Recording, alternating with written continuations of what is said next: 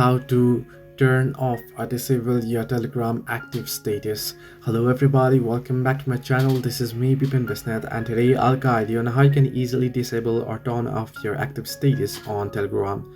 Now, the process itself is actually quite simple and quite easy, so let me guide it through quick and easy with this video.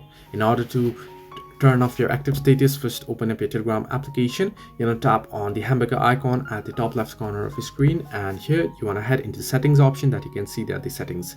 Once you tap on settings, you'll get these options. Under settings, you'll find the option privacy and security. As you can see there, you want to tap on it.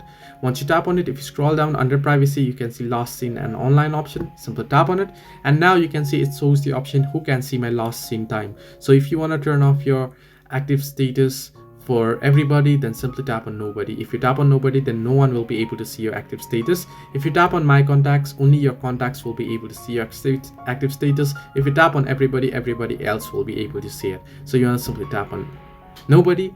And if you want to add an exceptions that certain users will be able to see active status, then you can tap on add users and add certain contacts that you wish to show your active status.